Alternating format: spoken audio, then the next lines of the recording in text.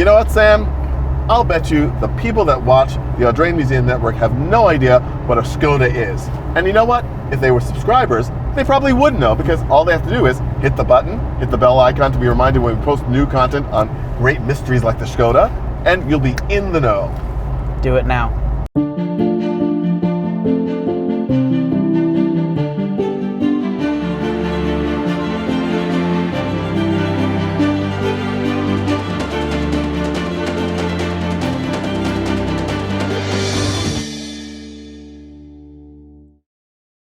This Škoda 105 is a car that really speaks directly to me, because I started my automotive career with a rear-engine air-cooled car. Of course, everybody knows that I'm a Corvairist.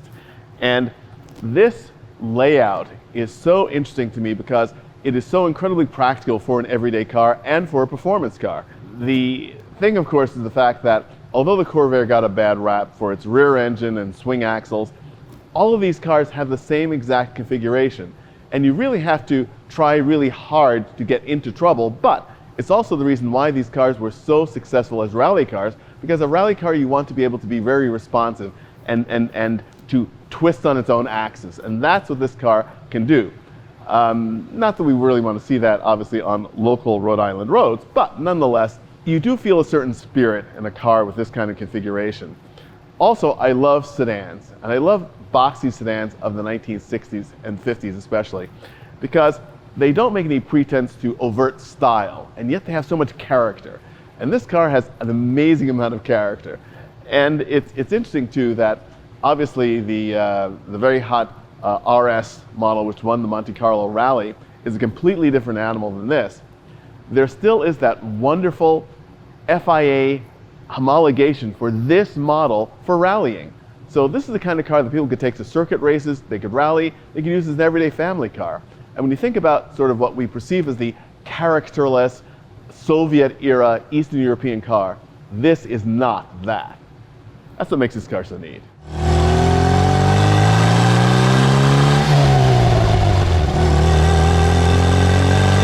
So this is an exciting moment for me.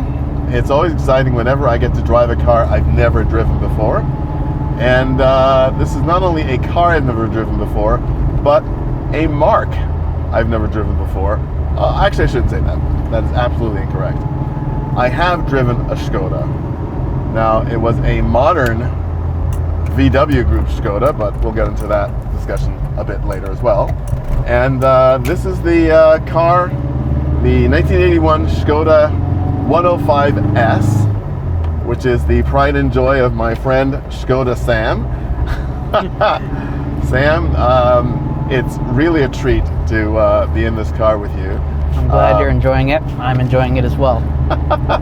You know, it's a funny thing, you know, sometimes there are people you feel like you've known forever, but I've literally known you forever. Yeah. Since you were born. And it's really so great to see the man you've grown up to be, one with an insane sense of humor and outrageous taste in cars. And it's something that I can relate to quite well, given the fact that I so enjoy driving things that have to be explained. And there's a lot to explain with a Škoda. That's the fun part, is explaining it, you know? So I have to ask the first and obvious question. Why the fascination with Škoda? Well, Škoda has a very interesting, very long history. It's one of the oldest car brands in the world. No one really talks about them ever, especially in the US. In Europe, it's talked about a little more, but it's always seen as the cheap and cheerful brand. Well, they are cheap and they are cheerful. They've had an incredible success in rallying and hill climbs and all kinds of endurance races for the past 120 years. And I just love the cars that don't really get the attention that maybe they should.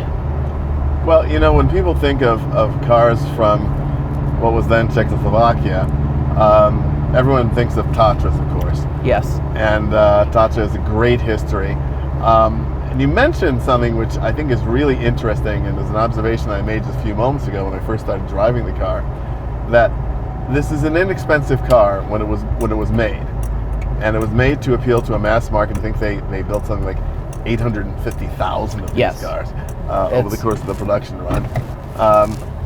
But it has a solidity that is completely unexpected in a car of its class.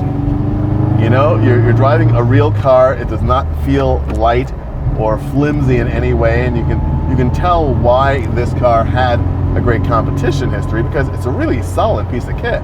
As Top Gear put with their segment on Soviet cars, Clarkson hitting the Lada with a hammer. It's a solid car. It needs to be reliable. It needs to be dependable.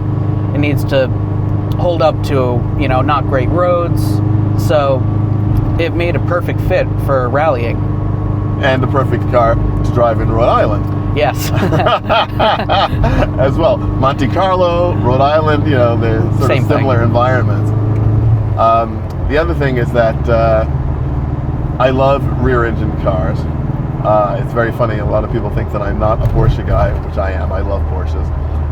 But the whole idea of the engineering and packaging of a rear-engine car is great, because you have all of this room inside, a nice flat floor, as a matter of fact, this is a very spacious car as well. It is. I've fit 5 people in here. Yeah, and it's surprisingly so, because you look at it on the outside and it doesn't seem to be the size that it is. And it's a car that, they say about some cars that are large cars that shrink around you. This seems to be a small car that actually gets bigger the more you're in it. Yeah. I mean, that could be down to the, inch-thick doors and the diminutive A-pillars, but you don't really need that, do you? Nah, not at all. And the other thing which is remarkable, as we drive here on a lovely winter's morning, I asked you slightly jokingly if it had a heater, and you said, "Oh, absolutely! It's one of the best features of the car." One of the only features. It is roasting in here. Oh, yeah, absolutely amazing. It could be July at this very moment, between the sun and this incredible heater. Yeah, and it turns on like that. Yes. It's, I guess, one of the only features they really needed to make sure worked. I don't even think it has a cigarette lighter, but it has a heater. Well, one of the things that I've read about this model, and I don't know if it's just internet lore or actual truth, but apparently is it true that Škoda had actually planned for this model to be a front-engine, front-wheel drive car, and they were vetoed by the central planners in Moscow. Is that true? That is true. Škoda built a prototype of this car with a front-engine, front-wheel drive layout. That was the original intention. Then they requested permission to Moscow to develop that into a production car, and they said no. You have to stick with the rear-engine, rear-wheel drive layout from the previous couple generations.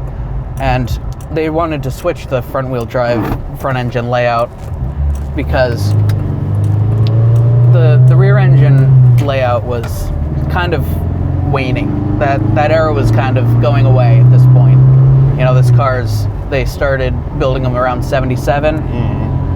And, everyone, the Golf, the Golf, exactly. The Renault 5, all those, they switched to front-engine, front-wheel drive. And that was just the trend. And Škoda wanted in on that, but alas, was not to be. But no. It is funny because you look at the car and it has the look of a front-engine car. It does. With a nice long hood, which has the benefit of giving you a nice big trunk. Yes, the frunk, which opens sideways. Well, for maximum access. Oh, yeah, perfect of course. Sense. One of the fun quirks of this car. I leave it up at car shows and people are like, what is that? Why does it do that? And why'd you leave your engine at home? Yeah. But it's another thing which is quite interesting, because this is a rear-engine, water-cooled car. Yes. And so you've got a great big honking radiator up front, and which was new to this car. The 1000 MB, the S100, those had the radiators in the back with the engine, and they have little cutouts on the side of the car that you'd see on 911 Turbo. But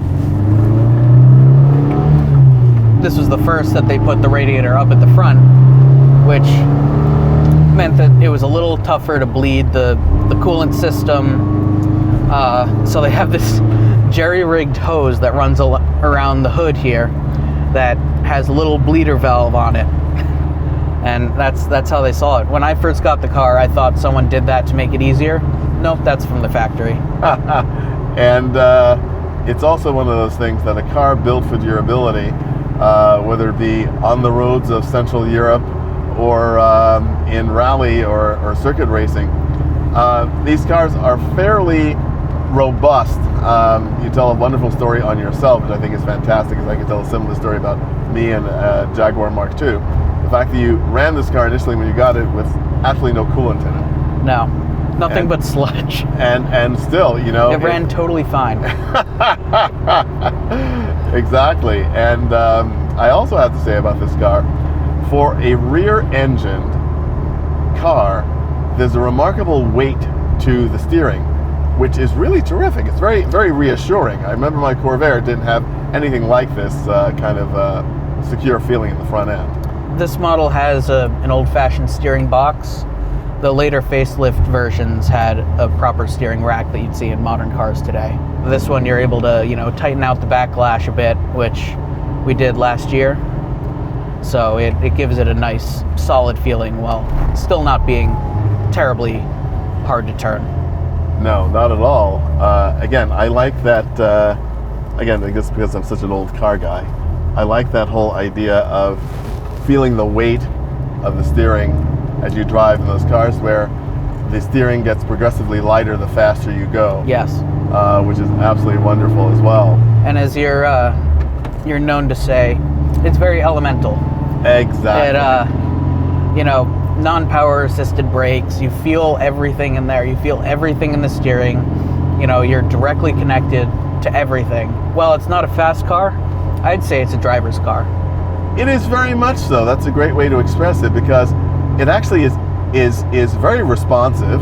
And as I said before, the solidity is amazing. You joked a bit about some rattles, which frankly I don't hear a lot of. Maybe it's because I'm keeping it in a low gear, so the engine is masking them. But it really is a step above. Now, it's also interesting that the modern Škodas, of course, now Škoda is a part of the Volkswagen Group, and I happen to feel that Volkswagen Group have been and continue to be the best brand stewards of any multi-brand company ever. Yes, they let the brands keep their identity, which exactly. I think is so important.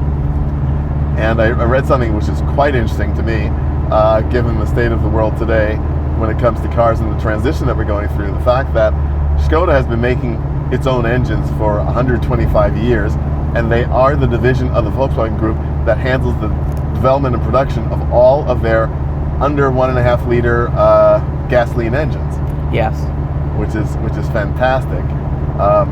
Without getting onto a soapbox here, I mean, I definitely feel that with the future, in my mind, being hybrid cars, ICE and electric, I think that that also puts Škoda in a very good position in the Volkswagen Group as well. Yes, I think they have the ENIAC and the RS, which I think is, I'm not an SUV person, I think it's one of the best looking SUVs, to be honest. Everything about, I mean, Škoda's slogan is simply clever, which is reflected in all of the modern cars that they make. You know, they have little things, like a little clip on the windshield that, you know, holds your parking ticket in there, and so it doesn't have to lay on the dash. An ice scraper that lives in the fuel door. Just little things like that that make life a little bit easier. Well, it may not be the crazy fancy touch screens with the holographic whatever. It's features that mean something to actual people, which I think is seen in this car as well. Well, taking this car on one of our favorite roads, and that turn we just went through is one of my favorite turns. It's a wonderful diving right-hander, and this car feels terrific on that turn. So I can just imagine what the full-out rally version is, the 130. 130 LR for this one, and the previous one was the 130 RS, which people call the Porsche of the East. because it's a coupe.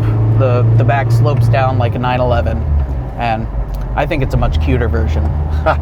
No, it's an amazing car, and I'm sure that you are, as we speak, as we drive, saving up to buy one. I am. They're actually, I mean, they are. We talk about Škodas being built as inexpensive cars and being inexpensive collector cars. Those are not inexpensive. No. I mean, that is the cream of the crop, best Škoda you can buy.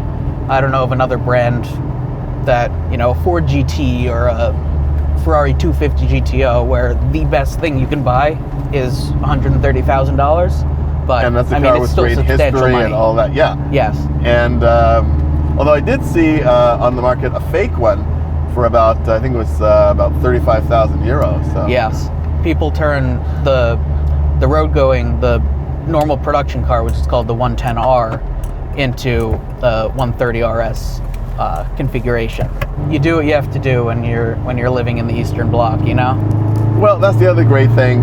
You know, we talked about rallies and the Monte Carlo rally that the RS won, but this car is also FIA homologated for rallying, this very model. It is. And it was fascinating to go through the homologation papers and see all the components and the fact that, you know, it's homologated for Group 2 racing. And there's a really, really neat racing seat that you have to get. I think that it's the ultimate Škoda 105 as accessory. It is. It looks incredible. But, you know, as laughed at as these cars were, especially in the United Kingdom, Škoda was always the butt of a joke. This engine layout, this chassis, took its class win at the RAC Rally, the Lombard Rally, 17 years in a row. It's nothing to joke at. That. Well, this is absolutely amazing. Now, I want to ask you another question. You mentioned how you got into Škoda because of its amazing history and all that, but I also know that you are a great fan of the products of the Volkswagen Group. I am. And so you can actually approach it from both the vintage and the modern end. I can. I have a Mark 6 Volkswagen Golf R, which I have replaced a lot of Volkswagen parts with Škoda parts. So it's slowly becoming a Škoda. But I do love all parts Volkswagen products. Well, this is an absolute treat, and I'll tell you, I love to learn. I think that the most important thing for me in life is to learn something. And I've learned so much from you, Sam. I know that we share so many other enthusiasms, trains and airplanes and ocean liners. And I can see why the incredible charms of this car just absolutely appeal to you, because it's a fantastic thing. I mean, as we say at the Audrain, celebrate, preserve, share automotive history, and sharing is one of my favorite parts of it. You know, people coming up to me, cars and coffee, asking what it is. It's always a lot of fun. So I'm glad I could share this with you today. Well, thank you very much, Sam. I'm sure that everyone's now going to go out and Google Škoda. It's going to be fantastic. Drive up the price, please.